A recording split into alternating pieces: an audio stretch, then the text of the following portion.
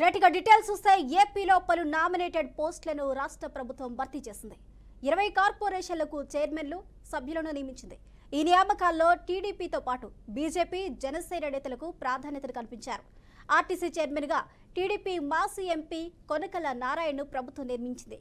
POCSO board చైర్మన్గా అబ్దుల్ అజీజ్, 20 సూత్రాల అమలు కమిటీ చైర్మన్గా లంకా దినకర్, శాప్ చైర్మన్గా రవినాయుడును ఎంపిక చేసింది. మొత్తం 99 మందితో జాబితాను ప్రకటించింది. ఈ జాబితాలో బీసీ, ఎస్టీ మైనార్టీలకు ప్రభుత్వం చోటు కల్పించింది.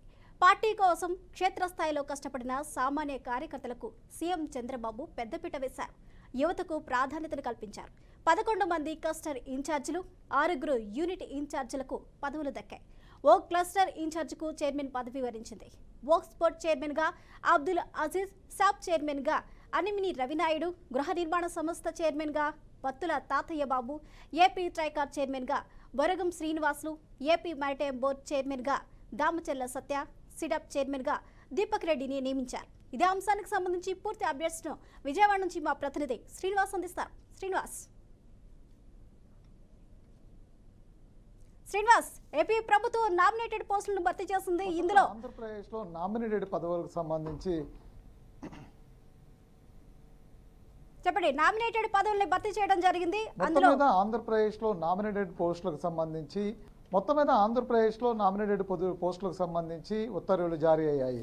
అయితే గతంలో ఆ ప్రభుత్వం అధికారంలో అంటే టీడీపీ అధికారంలో లేనప్పుడు, అదేవిధంగా జనసేన అధికారంలోకి రాకముందు, ఇటు బీజేపీ కలవకముందు పూర్తి స్థాయిలో పార్టీల కోసం కష్టపడినటువంటి వ్యక్తులు ఎవరైతే ఉన్నారో వాళ్ళందరూ కూడా చైర్మన్ పదవులు వరించాయని కూడా చెప్పుకోవచ్చు. జనసేనకి సమాన హోదానిస్తూ కూడా 3 కార్పొరేషన్ చైర్మన్లు ఇవ్వటం, అదేవిధంగా బీజేపీకి ఒక కార్పొరేషన్ చైర్మన్ ఇవ్వటం, మిగతా 16 టీడీపీ కార్పొరేషన్ చైర్మన్, మొత్తం మీద మిగతా సభ్యులతో కూడినటువంటి ఏదైతే మొత్తం 99 మందిని ఈరోజు పూర్తి స్థాయి ఒక లిస్టు ప్రకటన చేయడం కూడా జరిగింది. అంటే ఇందులో సామాజిక సమీకరణలో కూడా పరిగణలో తీసుకుని బీసీ, ఎస్సీ, ఎస్టీ, మైనార్టీలకి సమాన ఇదిని కల్పిస్తూ అంటే అందరికీ సామాజిక సమీకరణలో భాగంగా అందరికీ న్యాయం చేస్తూ సమాన ధర్మం చేస్తూ కూడా ఈ పోస్టులని భర్తీ చేశారని కూడా చెప్పుకోవచ్చు. అయితే గతంలో అనేక సందర్భాల్లో ఇటు లోకేష్ కావచ్చు, అదేవిధంగా చంద్రబాబు నాయుడు కావచ్చు, అనేక సందర్భాల్లో చెప్పారు పార్టీ కోసం త్యాగాలు చేసిన వాళ్ళకి, అదేవిధంగా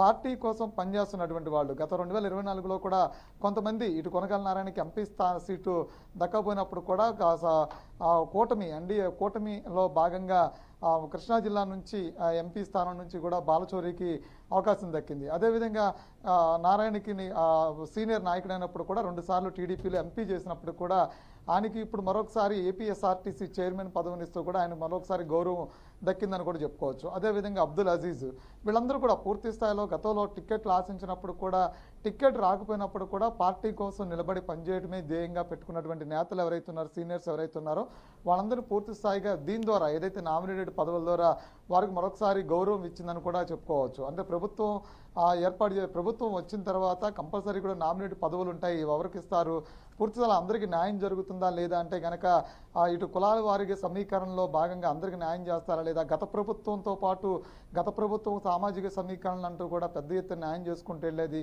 ఈ సందర్భంలో ఇలాంటి పరిస్థితులు ఇక్కడ పార్టీలో ఉత్పన్నమవుతాయా లేదా ఇక్కడ అనే సందర్భం అన్నిటికీ చెక్ పెడుతూ కూడా పూర్తి స్థాయిలో సామాజిక సమీకరణల్ని పరిగణలో తీసుకుని ఎస్సీ, ఎస్టీ, మైనార్టీ, బీసీలకు కూడా అవకాశం దక్కిందని కూడా చెప్పుకోవచ్చు. థాంక్యూ శ్రీనివాస్.